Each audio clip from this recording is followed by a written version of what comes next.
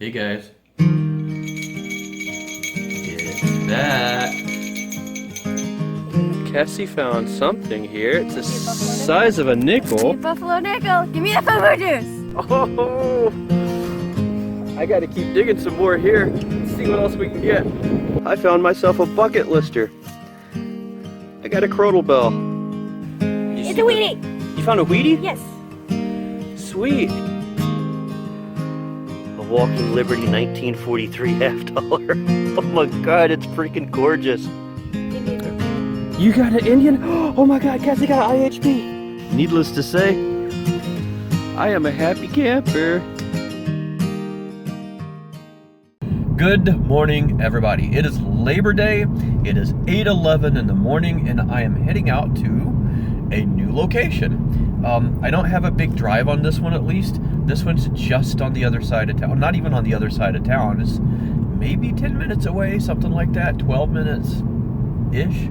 It's a school that's off one of the busiest roads in town. I've passed by it a million times, but because it's a busy road, you tend to pay attention to everything else going on. The school, you look right at it and it just doesn't register.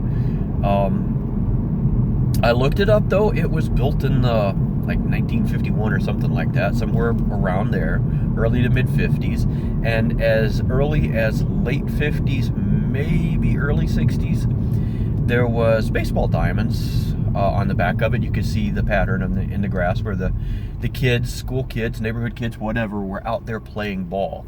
So in that time frame, that means we have a real possibility of finding silver out there. I wish I was in one of those areas of the country where I had the possibility of saying, oh, there could be Spanish silver out there, but I'm not. The area I'm in, Southwest Michigan, that generally doesn't happen. I guess my Rosie is your Real or something like that. So we're gonna go do the best that we can though. We're gonna go see what we can find. It is, like I think I said, Labor Day. It is overcast, cloudy, and 62 degrees. So weather is very comfortable. There's no breeze that I can tell. Humidity wasn't too bad though, so hopefully it's not going to be muggy out there detecting. I do like just a little bit of a breeze as I'm moving around though. It does help, so we'll see what happens. Let's get out there and try to find some history. Alright, very first target at the new spot. Ringing up in the mid-20s. See what we got here. Probably shallower. Yeah, shallower than I thought. I bet it's like a dime or something.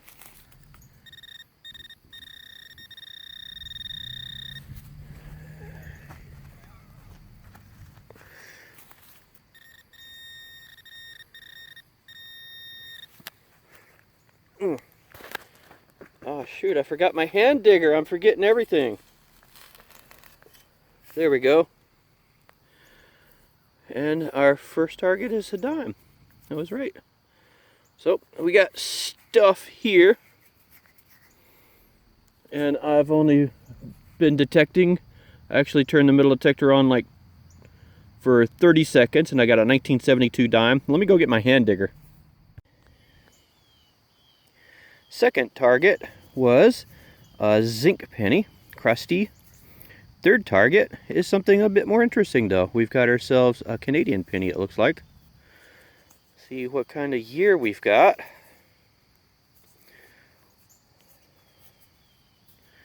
I know, not super interesting to those that live up in the north here, but what does that say? 1974, there it is. 1974 Canadian penny. But it's something interesting. We'll take her. Phew, I'm sweating. It's not hot out by any means, but the air movement is, well, not a whole lot of it. I am trees all the way around me except where the school is that way. And I'm moving around a lot, you know. I sweat easy, I'm old. I do have something in the hole here that kind of looks, I don't think it's silver, but it's silver-ish. It may be aluminum. I figured we'd check it out together. It was deep. It was probably about 8 inches, 8.5 inches deep. Let's check it out. There it is right there, and it came from way down in the bottom of the hole. Probably just a grommet. Oh, whoa! It's a ring! Oh my gosh, it's a ring! That I actually was not expecting. That may actually be silver. Holy camole, check that out. Is that a possibility that that could be real then? Oh, it's got some decoration on it. Whoa. Whoa, that's cleaning up so nice. This has been down here a long time. Oh, and there's markings in it. Oh, the stupid camera's not focusing because it's such a small thing, but I think I can see sterling peeking through. I do. I just found myself a silver ring. Oh my God. Hang on a second. Let me clean this up a little bit better. Alright guys, there's the inside of it right there. You can see that sterling mark pretty clearly. Look at the fancy around the edge of that. That's pretty. Wow.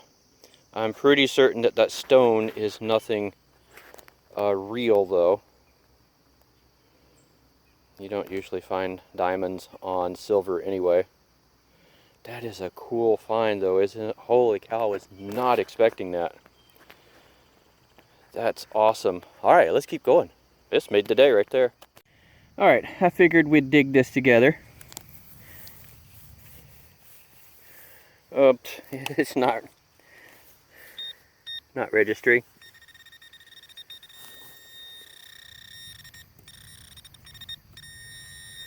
It was coming up like 30-35 though. Now it's acting really funny, like it's bigger. This may be garbage. Get my hand digger out here, see what we can see.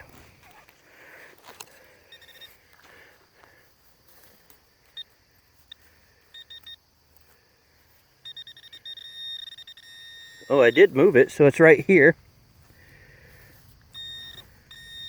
Oh, it is a coin. Just a penny. Do we at least got a wheat? Nope. Just a stinking memorial. Shoot, I thought that was going to be better than it was. I can't even see the year on this thing. Can you? Oh, it was in the 60s at least. It was getting closer, but no cigar. Oh well, we tried. This is interesting. This was also very deep. I thought it was a shotgun slug at one time, but I don't think it is now.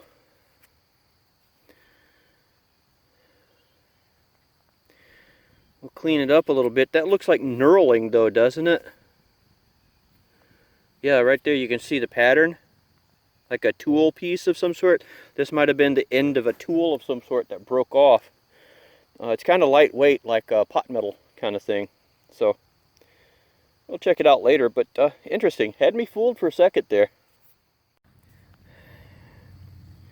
Well, unfortunately, I dug into another ant den, as you can see. These also have elates, the winged ones that are getting ready to go on their fall nuptial flight. I love ants. You can tell when you've hit one because there's a specific smell that the nests have, like a formic acid smell. And I love these ants here, so I'm probably gonna destroy a good portion of the nest here, but hopefully there's enough for them to recover. I didn't see any brood, so I don't think I hit anything critical. So we'll cover them back up, and all of that for this. And I think it's just going to be a radiator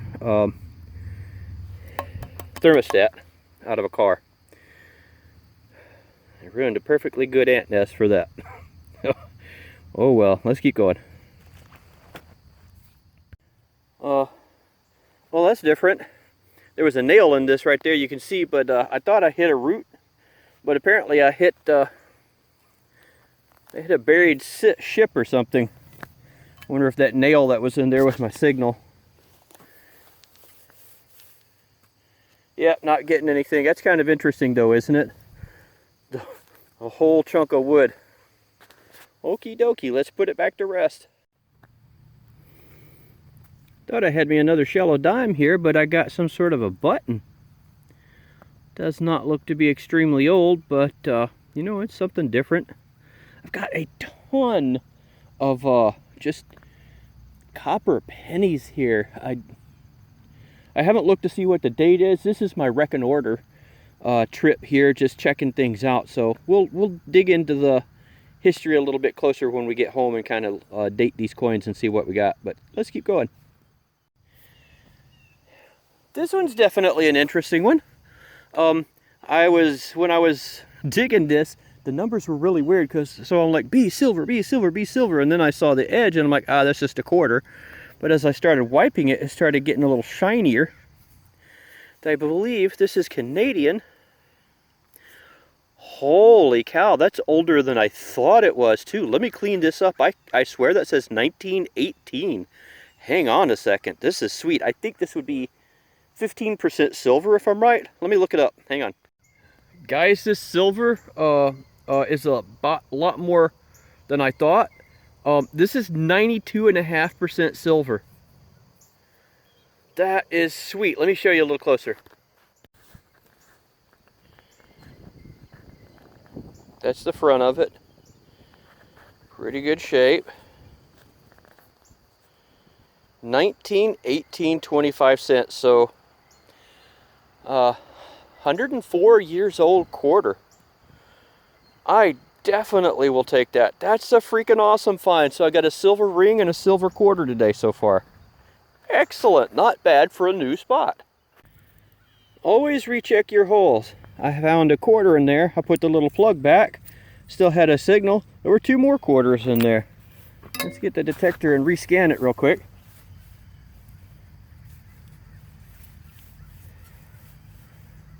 I think I might have a nickel here somewhere too.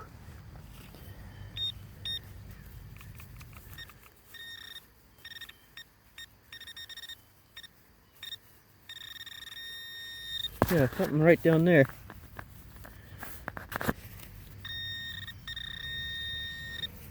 Maybe down in the ground a bit.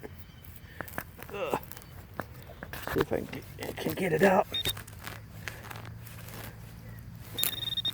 Come out of there. It's gonna be a little ugly perhaps, but we're gonna get it. Yep, there's a nickel. So 80 cents. Nice, we'll take it. Taking a break, walking back to the car to get some water, and apparently it wouldn't be one of my episodes without a golf ball in it. I haven't found one of these in 3 weeks probably. I find a lot of golf balls for some reason. Anyway, I'm at the car, let's get some water. Think I might have me another Canadian coin here. Yep, I sure do. See, now I think these flip like this. Oh, a 66, all right. 66 Canadian, sweet, we will take that. I'm getting close to the end of my reconnoiter pattern here. I probably got 20 or 30 minutes left maybe. And then I don't know if I'm going to be done for the day or not. I've had a good couple of hours at least here, so we'll see. So there we have it, folks. We are done at this new school in town, hiding away off of one of the busiest roads, if not the busiest road in town. And I did pretty darn good. Just for kind of a reconnoiter type thing, a recon type visit to see for, 3 hours I think I was out there, was it? What I could find and whether it was worth even being there. I think it did pretty good. I think I'm going to be going back there, and I'll probably pick a area, that I can set aside, grid it off, and really hit that pretty hard and carefully, and go back there. It's a big area, really big area, so I'm going to have to try to do this. I'll probably have to go over it many, many times, so I'll be going back there for a long time until I just get to the point where I'm not finding anything anymore, and there's nothing really for me to go back there for, I guess. Or at least not anything that I could go back there and within a half a day or so get anything out of it. So let's see what we did come away with, and I'll show you what I'm talking about. Not too bad, is it? Got those couple of cool feathers. There was a lot of feathers out there, but I liked these and I kept them. This one in particular was I liked how fine and perfect it is. It's just really cool. I like feathers. I don't know why. I just do. Got my golf ball. Got this. When I saw the banding there, I thought it was a zinc cap to a mason jar, and then I started pulling stuff out, and it just kept coming and coming and coming in this whole big old thing. Now I don't know what the heck it is. So, you know, there's that. I found that thermostat to a car. Spring still works. It's got stuff falling out of it. The little spring still works on it here. If I push on the right area. Yeah, there we go. Just a little bit. This little tries to open and close. I couldn't get a model number or part number or anything off of it. I was hoping to find some underneath the grime. I didn't see anything, so I could look up to see what type that was. But it's really generic. This is probably like a 60s or 70s car. Maybe 70s. It's generic. This model, this type, this design was used in everything. So it could be anything. Don't know what that is. It sounded really, really good, so I kept it to see what it was, and it's nothing. Still don't know what this is. It's really light. And there's a knurling on it, like this was part of a knob of something or the end of something. I don't know what it is, though. This might even be rubber or some sort of super light metal. I don't know. It'd have to be maybe aluminum if it is. It has like hardly any weight to it. That button, it's modern. A couple of crusty Zinkins. I try not to dig too many of those signals, but at some point I'm going to have to start getting those to see what they are. Sometimes they're not that. My collection of clad, I did get that one hole I said always recheck your hole. This is what was in there. These were faced like this so that your outside is tarnished, and where they were butted up next to each other. To Washington smooching for many, many years, I guess. They're perfectly preserved. This is all the clad that I came away with to go with that pile. I started to get a little older, though, so that shows that there is some possibility for something interesting there. 67 quarter, so close. A 64 nickel, 69 and a 68 dime, and pennies ranging from 59 to 69, so getting down there. This was the closest I got to a wheat penny that day, though, so it was kind of interesting. I usually always find a wheat penny, and I did not find one, so that was interesting. I did find these, though. Those are just a couple of Canadian quarters. One's a 70-something, the other one's a 66. Got this cute little ring.